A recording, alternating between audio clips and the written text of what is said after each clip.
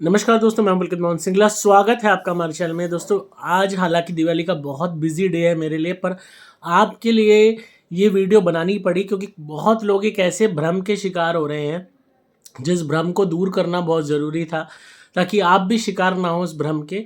तो इसलिए वीडियो बना रहा हूँ, तो अभी सुन लीजिए ताकि आप गलती ना करें। तो कई भ्रम आपके तोड़ने हैं मुझे आज। तो उन भ्रमों को दूर हो जाने से ये कह लीजिए ना कि आपका जो कहते हैं ना, भक्ति में अंधविश्वास ना हो जाए और भक्ति में डर ना बढ़ जाए, उस चीज़ को दूर करने के लिए आज मैं ये वीडियो बना रहा हूँ। दोस्तों, दिवाली का आज दिन है और बहुत ही सुंदर दिन है, माँ लक्ष्मी के आगमन का दिन है। अब हम इसमें सबसे बड़ी गलती क्या कर रहे हैं कि एक तो पहली गलती, जो हमारे पुराने गणेश लक्ष्मी जी की मूर्तियाँ हैं उनको उठा के बाहर फेंक रहे हैं। मिट्टी की मूर्ति लाते हैं और उसके बाद हर दिवाली पे उसको बाहर फेंक देते हैं। और कहाँ फेंकते हैं? पीपल के पेड़ के नीचे रखी आते हैं, या कहीं भी हमें खाली जगह दिखी वहाँ रखी आते हैं। कुछ लोग इतने महान है, कूड़े में भी फेंक देते हैं। तो और जब आप पीपल के नीचे या कहीं भी रख के जाते हो, जहाँ पे भी बाहर जमादार वगैरह लोग झाड़ू लगाते हैं, अगर पेड़ के नीचे गंद हो रहा होगा दिवाली के टाइम में, वो सब कूड़े को इकट्ठा करेंगे।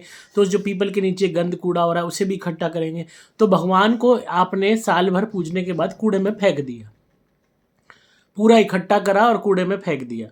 तो कितना बड़ा अपमान आप उस ईश्वर का कर रहे हो जिससे आप एक्सपेक्ट कर रहे हो कि वो आपके जीवन में खुशियाँ लाए, सुख दे।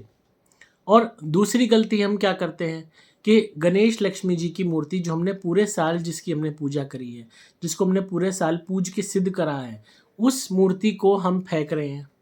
जब आपने पूरे साल उस गणेश लक्ष्मी जी की पूजा करी तो वो सिद्ध हुए कि नहीं हुए, चाहे वो मिट्टी के हैं तो भी। जब पत्थर में प्राण आ जाते हैं प्राण प्रतिष्ठा से, भगवान की उपासना से, तो पूरे साल आपने जब पूजा करी है किसी एक मूर्त के अंदर ईश्वर का स्वरूप मान के, तो क्या उसमें शक्ति नहीं आएगी? और साल भर बाद आप उसको बाहर फेंक रहे हो, फिर वो कूड़े में जा रही है। वहाँ जानवर उस पर मुंह मार रहे हैं, वहाँ पे जानवर विष्ठा कर रहे हैं उस कूड़े पे, और उसी में भगवान की मूर्ति पड़ी। तो कितना बड़ा अपमान आप भगवान का कर रहे हो। एनवायरनमेंट तो आप खराब कर ही रहे हो। बहुत लोग हैं पानी में बहा देते हैं, पानी में फेंक देते हैं। अब जैसे यम के दीपक का बोल दिया, इसको अपने इकट्ठा करके पानी में फेंक दो, उसमें सिक्का भी पड़ा हुआ है, दिया भी पड़ा हुआ है। कितना ज़्यादा आप खराब कर रहे हो एनवायरनमेंट को। वो सिक्का कोई अगर पक्ष, ये जो है जानवर, कोई भी अगर उसको खा लेता है या कोई मछली खा लेती है अनसमझ के, तो वो तो मरी गई। और आप उस सिक्के समेत उसको फेंक रहे हो अगर जो कूड़ेदान में, तब कोई जानवर खा लेता है तो उसका क्या हाल होगा। तो बिल्कुल भी ब्रेन यूज़ नहीं करते लोग, लॉजिक यूज़ नहीं करते, बस अंधाधुन अपने, एक वो किसी ने बोल दिया उठा के अपने फेंक दिए। आपको कोई नीड नहीं है नए लक्ष्मी गणेश लाने की। आप सोचो, अगर आपने 20 साल भी दिवाली बनाई तो हर साल आप 20 लक्ष्मी गणेश, ये समझ लो, फेंक चुके हो कूड़े में। सोचिए आप। तो इस चीज़ को छोड़ो। इससे बेटर है, अगर आपको इस बात का डर रहता है कि फेंकना पड़ेगा, कहाँ रखेंगे, टूट जाएगा, टूट गई मूर्ति क्या करें, आप कोई भी धातु के लक्ष्मी गणेश ले आओ, सिल्वर के ले आओ, कॉपर के ले आओ, मेटल के ले आओ, जिससे आपको उन्हें बार बार फेंकना ना पड़े। और मिट्टी के भी लक्ष्मी गणेश हो तो ये कहीं नहीं लिखा कि आपको हर साल नए लाने हैं। जिसको आपने पूरे साल पूज के उसमें शक्ति ऑटोमेटिकली आ गई, जिसको आप पूरे साल पूज रहे हो ऑटोमेटिकली वो मूर्ति शक्तिशाली हो गई, उसमें भगवान का अंश आ गया, तो उसी को आप पूजते रहिए, उसी से कृपा आ जाएगी। अगर आप ऐसे फेंकते रहोगे एनवायरनमेंट में चीज़ों को, कितना आप बर्बादी कर रहे हो। तो ये गलती बिल्कुल ना करें, ये वहम ना पालें। ये केवल अंधविश्वास और वहम है कि नई मूर्ति खरीदेंगे तो ही हमें फ़ायदा होगा, पुरानी मूर्ति हमें वो नहीं दे पाएगी। तुमने तो एक प्रोडक्ट बना दिया भगवान को कि 1 साल बाद एक्सपायरी हो गई जी मूर्ति की, अब नई मूर्ति लानी पड़ेगी तो ही वो काम करेगी। तो वो गलती ना करें। दूसरी गलती, दूसरा एक भ्रम फैल रहा है कि लक्ष्मी जी की आरती ना करें। भाई, हम तो पूरी ज़िंदगी लक्ष्मी जी की आरती करते आए हैं। अब क्या नया भ्रम फैला दिया गया कि लक्ष्मी जी की आरती करेंगे तो लक्ष्मी जी चली जाएंगी, क्योंकि आरती के बाद सब लोग मेहमान उठ के चले जाते हैं। तो क्या लक्ष्मी जी मेहमान है? क्या उनकी तुलना, ईश्वर की तुलना इंसानों से की जाएगी कि आरती खत्म होने पे सब चले जाते हैं? ऐसे तो हम किसी भी भगवान की आरती नहीं कर सकते। आरती आखिर में होती है, इसका मतलब ये नहीं है कि ईश्वर चले जाएंगे। और रही बात लक्ष्मी के चंचल होने की, लक्ष्मी तो चंचल हमेशा से थी। कभी भी पैसा किसी के हाथ में रहा है? आपने आज कुछ मंगाई मिठाई, मिठाई खरीदने आप गए, लक्ष्मी दी तो ही मिठाई का डब्बा मिला ना, पैसा दिया दुकानदार को तभी मिठाई मिली ना। हमेशा तो लक्ष्मी किसी के पास रह ही नहीं सकती, वो हमेशा चलती रहती है। चाहे आप आरती करो उनकी या ना करो, लक्ष्मी जी चंचल हमेशा रहेंगी, आती जाती रहेंगी और आती जाती ही अच्छी लगती हैं।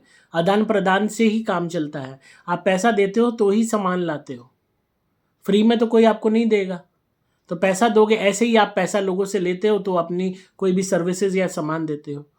तो आरती गाने से वो चली जाएंगी, आरती नहीं गाओगे तो रह जाएंगी, बदले में विष्णु जी की गाओगे तो रह जाएंगी, विष्णु जी चले जाएंगे फिर तो, अगर आरती के बाद हर कोई चला जाता है तो ऐसे भ्रम और अंधविश्वास ना पालें। हम तो बचपन से लक्ष्मी जी की, गणेश जी की, माँ अम्बे की, विष्णु जी की, जगदीश हरे की, भोलेनाथ की आरती करते आ रहे हैं और हमें तो हमेशा भगवान में विश्वास रहा है और उससे ही आनंद आया है, उसी से सुख मिला है। इतनी बड़ी हमारे को हवस नहीं कि पता नहीं कितना करोड़ों अरबों मिल जाए, जित दाल रोटी चलती रहे, घर के ऊपर छत बनी रहे, अपने इज्जत की ज़िंदगी, शांति की ज़िंदगी बिता के इस दुनिया से चले जाएं, लोगों का भला करके, बस यही एक कामना है। तो ओवर हाई हपस रखोगे, पता नहीं ये मिल जाएगा, मिल जाएगा, उस चक्कर में लोग इतना ज़्यादा कंफ्यूज होके भ्रम में आ गए हैं, डरे हुए हैं कि जिसका कोई हिसाब नहीं, कि हाँ ये नहीं किया तो लक्ष्मी जी नहीं आएंगी, वो नहीं किया तो ये होगा। इस सब की कोई ज़रूरत नहीं है। जैसे मैंने आपको धनतेरस पे बताया, सोना चांदी भी खरीदने की ज़रूरत नहीं है। सिक्के जमा कर रहे हो हर साल दबादब दबादब दबादब, और वो पड़े हुए हैं। आप, इससे बेटर है आप झाड़ू खरीद लो और उसकी पूजा कर लो। तो इसलिए आप इस भ्रम को छोड़ दीजिए, लक्ष्मी जी की आरती भी कीजिए, और फिर भी उसके बाद आपको वहम होता है तो आप थोड़ी देर बैठ के श्री मंत्र का जाप कर लेना और माता से प्रार्थना करना, हे माँ आप हमारे घर में हमेशा आपका निवास बना रहे, हमारी लक्ष्मी प्राप्ति धुनी जलाते रहना, या कोई भी धुनी आपके पास है हमारी, उसको जलाते हुए यही प्रार्थना करना कि मुझे चारों दिशाओं से लक्ष्मी की प्राप्ति हो। और इस बात को कभी मत भूलना कि आपको मेहनत करनी पड़ेगी, बिना मेहनत के कुछ भी नहीं मिलेगा। अगर आप सोचो कि बिन मेहनत के घर बैठे कोई आपको दे जाएगा, तो कोई दे के नहीं जाएगा। इस बात का ध्यान रखना और हमेशा घर को साफ सुथरा रखो। अब बहुत लोग कहते हैं शाम को झाड़ू पोछा मत लगाओ, दरिद्रता आती है। आपने 5 स्टार होटल देखा है?